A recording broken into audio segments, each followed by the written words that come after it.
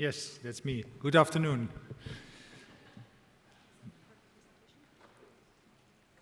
Today I'm going to present about the WRI Food Losses and Waste Protocol. Kai Robertson from WRI was supposed to be presenting, but unfortunately she or any other people from the team couldn't make it. So since I was already here, she asked me if I could take over being a member of the steering committee of this initiative. Let me first shortly introduce myself. My name is Timmermans. I work at Wageningen University and Research Center, and I've just delivered a keynote speech at the other room, focusing on public-private partnerships and lessons that could be helpful in developing systemic solutions from food losses and waste reduction across the world.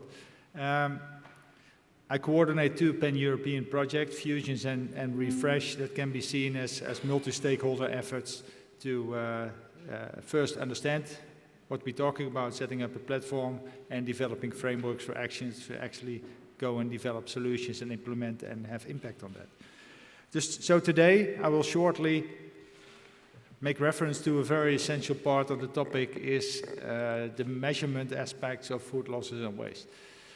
May I ask first a question? Who of you is already aware of the initiatives, knows that it exists, maybe already uses it, the Food Losses and Waste Protocol?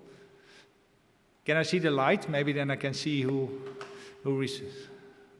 It's an unexpected question, I would say, for the back. Yeah, I don't know. Can you see how many? Can you count them?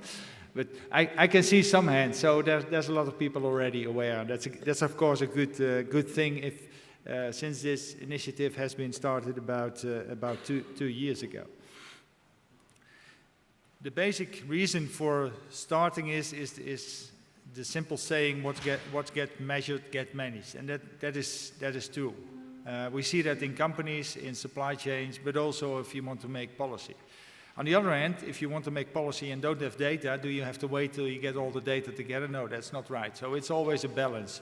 But in the end, if you want to monitor progress in policy, if you are a state, then also it's important to have this structural measurement and monitoring assessment in place. The main reason why this initiative was started was not only because the topic gained more attention globally, but also there was definitely always, whenever you start a discussion on the topic, discussion about the definitions, what do you mean by food losses and waste, what is the scope, does it include yield gaps, does it include animal feed, etc., all type of questions that you need first to get answered before you get any further. The second is, do you have any data? Yes, we have data. Yes, we have the FAO report, but that's of course not always the same as having primary data on the topic. And the third aspect, if you have data, what's the methodology being used to collect these data, and is it well described in combination with the data? To make it comparable, these three things needs to be handled in some way. That was the main reason why 2 years ago the initiative was taken by WRI to set up the Food Losses and Waste Protocol, being a multi-stakeholder effort to develop the global Food Losses and Waste Protocol as an accounting and a reporting standard for quantification, the amount of food as well as associated inedible parts removed from the food supply chain. So it talks about both food and associated inedible parts. It's important to understand. This is based on the paradigms, either you think of circular economy or think of valorizations of resources. It's important to include both. It talks about food losses and waste, and uses the terms always in combinations. That means we don't have different definitions or specific definitions for food loss or food waste. We always include both to keep it all neutral in that aspect. The 7 organizations that in the beginning were contributing and were part of the steering committee are here on the screen. There's 2 organizations representing the private sector, the Consumer Goods Forum, representing many of the retail organizations globally, and the World Business Council for Sustainable Development.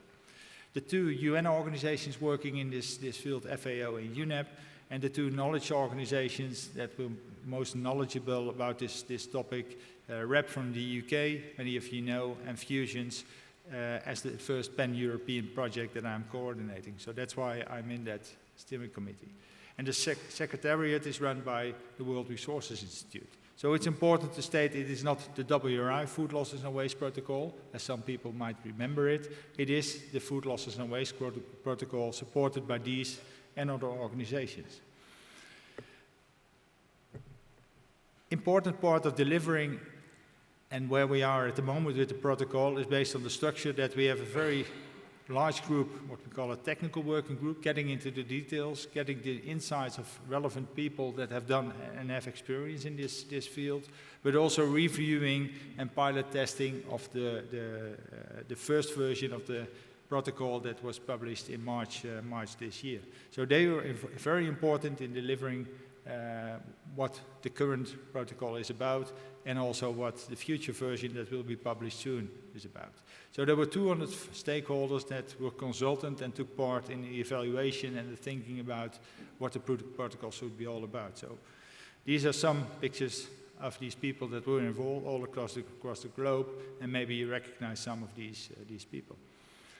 So what's important to understand, it's a standard, a voluntary standard for accounting and reporting.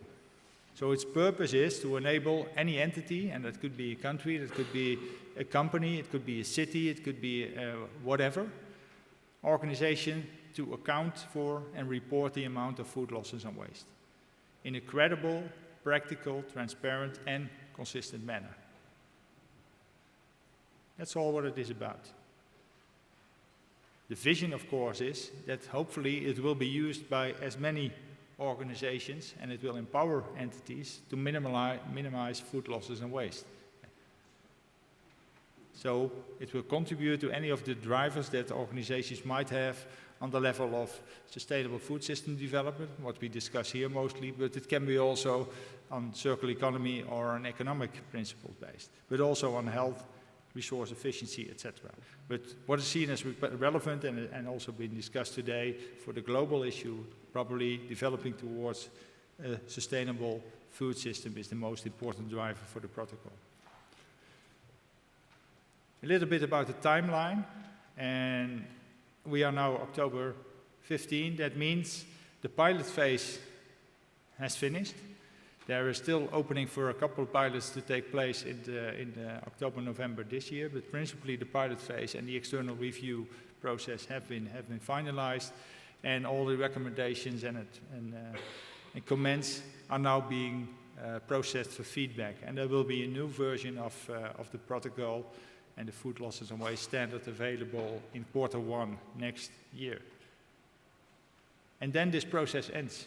That doesn't mean that everybody will be using it at the time and no further action is needed, but at that moment, all the material available is useful for organizations to start working on it. But of course, there will be future new versions with updates on the food losses and waste protocol. The guiding principles, as been shown, we use a multi-stakeholder process. What's very important, given also the short timeline, builds on existing initiatives. That's why these organizations and many others are involved in that process. That's why Fusions was asked to join, because that was the first big effort being done on getting drivers, food losses and waste indicators, etc., on a consistent way being analyzed and being reported. So they don't want to replicate the work that we do within Fusions, and that's a good thing, because also by doing so, that means that 95 to 99% of the framework that we use in Fusions for Europe and the food losses and waste protocol are the same. It must meet users' needs. That's why it's important to have many people involved and also do the consultation.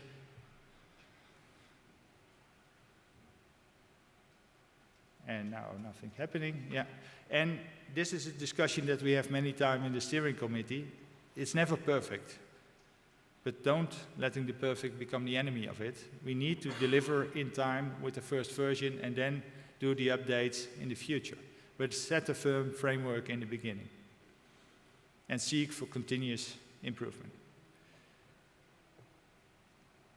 So how can it and will it be used? It can be used for internal decision taking, to have your overview of your food losses and waste inventory, for example, if you're a business, but also to report as part of an external review. For example, if there will be a target at the European level, or maybe even the US is going to set targets. You never know. things might change quickly. So it's important that it is more or less agnostic for users to see what the main drivers and reasons are for users. It's open and to be used. I will go through this, also looking at the time, very quickly. If this works. Yes. Of course, this is all working towards transparency and hopefully helpful for an entity. That's what it put in front, to monitor performance, to benchmark, to set base years and targets, to report, etc., etc. But it is a driver also to take action and to share best practices. So it will also, that's already being started, set up a network for organizations to use this protocol.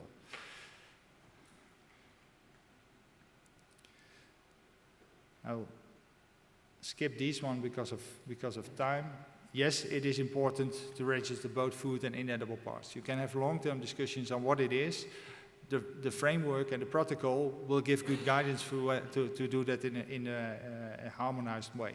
Of course, it is open to the users to define their own methodologies for that, as long as you use the basic principles so that the information can be processed in a way to be put into the monitor level. So it's important to identify the material type, the time frame, and what's even more important, to also identify the destinations. It is only loss or waste if you know where it is going. It can be animal feed, up to incineration or whatever. It's very important to identify where these resources are finally going, to be able to calculate the impact, to be able to determine the progress if you move higher up into this food use hierarchy. And as part of the boundaries, it's very important, whatever study you do, is to describe the boundaries, the scope, the food categories, what type of life cycle part you're doing, only the retail level or the full supply chain scan, the geography, for example, if you want to do it on a region or local or global, whatever, and including the organization that you work for and the boundaries of the organization. Now, there's a lot more slides, but I will skip those. But it is important to understand the intention is, it starts with food intended for human consumption. And they can be split between food and inedible parts. Food consumed is of course consumed, but there are leftover surplus from food and inedible parts that are part of the scope of the food losses and waste protocol. In the protocol, there's a requirement to report about many of the quantification details. These can all be found in the report. And hopefully many of you will start to use it, to pilot it, and make sure that we work on a more harmonized manner to calculate and assess food losses and waste across the globe, keeping it flexible to its users. But hopefully it will help to make data more comparable. But of course the main message is we need more organizations to be involved in really doing these type of assessments. We need more primary data, we need more insights to make better estimates of where we are, of progress, and to monitor it. Thanks for your attention.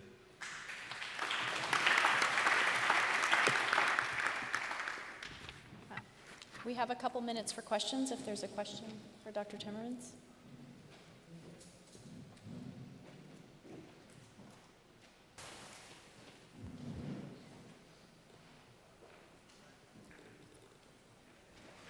Thank you, Dr. Timmermans. We met in The Hague. I have still a question. The representativity of the work, when you apply this method, you do it at some place, at some period of time. How can you upscale and generate global figures out of this? Our intention is not to create global figures. That's up to stakeholders to start using it. But it is potentially, and describing methodologies to do it in a very detailed manner. And what we also see is that best practices are added to it. So when at the moment several organizations have started to pilot it with a specific scope, and we see that all type of new insights are becoming available, questionnaires, specific protocols, specific methodologies. And that's of course very relevant to be shared to make sure that you have wider impact on the use for these type of frameworks. The goal of the protocol in itself is not to get more reliable figures. That's for the stakeholders who go and use it. It is what we contribute to is a harmonized methodology that anyone who is going to measure and assess food losses and waste uses the same methodology so things are comparable. So we all know what we are talking about. And what is very important, all organizations understand if you follow the mass flow approach, that is clear, that's neutral. As long as you keep away from many definitional things, because then it's more emotional, then it's more close to principles. So the basic system of using a mass flow approach to identify all the masses that flow through the supply chain system, that's being accepted by all. So all the feedbacks that we get, we see that, of course, there's on detailed level specific questions, and that can be further elaborated on in sharing these best practices. But on the generic level, there's much more, there's much, let's say, acceptance to the model and the approach being followed.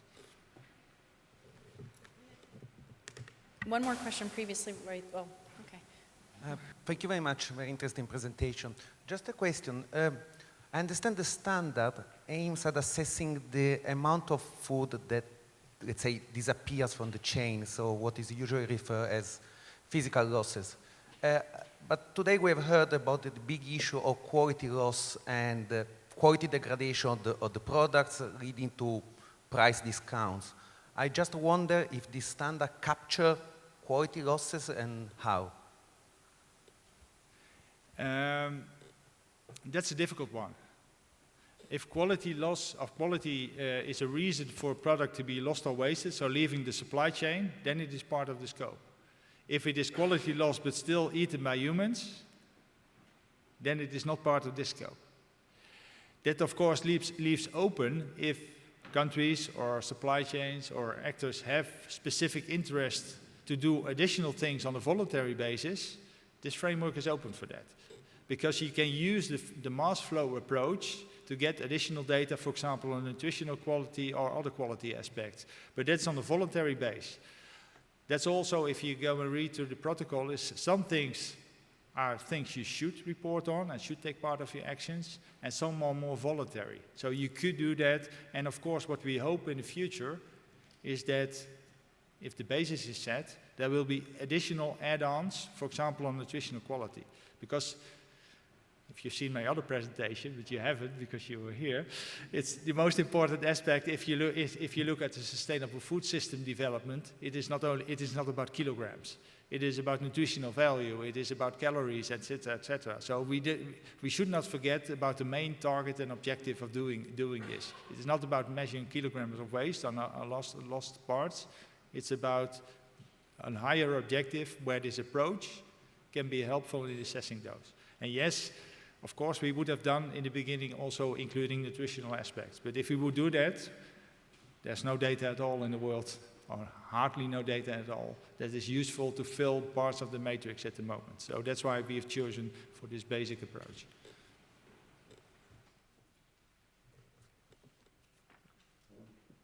Thank you.